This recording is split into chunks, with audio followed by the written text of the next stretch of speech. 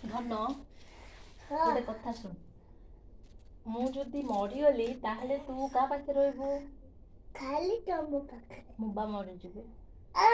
ମୁଁ ମୋ ଆଡେ କଲ ସତ୍ୟ କହିଲୁ, କାହା ପାଖରେ?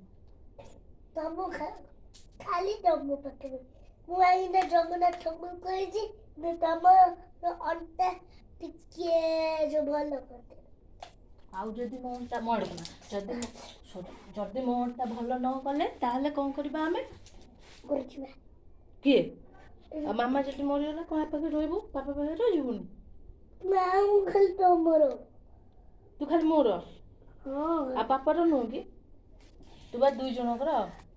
ନା 3 ଜଣଙ୍କର। କାହାର କାହାର? ବାପା ମାମା ସ୍ୟାମ। ଠାକୁର ଯଦି ଆସିକି ମାମାକୁ ନେଇଗଲେ? ତୁ ଖାଲି 3 ଜଣ। ନାଇଁ, ଠାକୁର ଯଦି ଆସିକି ମାମାକୁ ନେଇଗଲେ ତାପରେ କ'ଣ କରିବୁ? ଠାକୁର ଆମକୁ ପାଟି କରିବେ। କ'ଣ କହିବୁ? ଏ ଠାକୁର ଆମ ମାମାଙ୍କୁ ଦେଇଦେ। ଠାକୁର ଯଦି ନ ଦେବେ ତାହେଲେ ଠାକୁରଙ୍କୁ ବାହାର ଛାଡ଼ିଦେବୁ। ଠାକୁରଙ୍କ ସେମିତି କୁହନ୍ତି। ତୁ ପାଠ ପଢୁନୁ, ଦୁଷ୍ଟ ହଉଛୁ। ପାଠ ପଢୁଛୁ? କ'ଣ ସବୁ ପାଠ ପଢୁଛୁ ମତେ କହିଲୁ? ଆଜି ସ୍କୁଲରେ କାହିଁ ପାଠ ପଢଉନାହାନ୍ତି? ଆଜି ପାଠ ପଢଉନାହାନ୍ତି? ଆଉ କ'ଣ କରଉଥିଲେ? ଖାଲି ମାରୁଛନ୍ତି। ଖାଲି ମାରୁଛନ୍ତି, ପାଠ ମୋଟେ ପଢଉନାହାନ୍ତି। ତମର ଏବେ କ୍ଲାସ୍ ଷ୍ଟାର୍ଟ ହେଇନି ନା, ସେଥିପାଇଁ।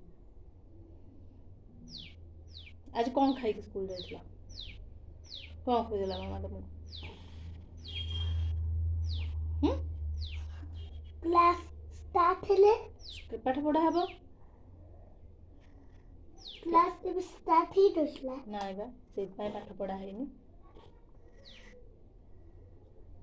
ଏବେ କ'ଣ କରିବ ତମେ?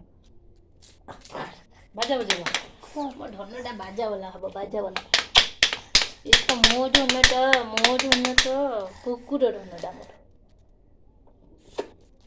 ତୁ କ୍ଲାସ୍ ଧନ କହିଦେଲୁ, କ୍ଲାସ୍ରେ କ'ଣ ହଉଛୁ ତୁ? ୟୁକେଜିରେ କ'ଣ ହଉଛୁ ତୁ?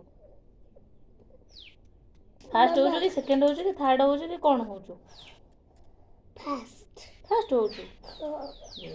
ଆଉ କ୍ଲାସ୍ ଷ୍ଟାର୍ଟ ହେଇନଥିଲା କି ଏବେ ସ୍କୁଲ? ନାଇଁ ବା, ହେଲେ ଫାର୍ଷ୍ଟ ହଉଛୁ ଆଉ। Bye bye.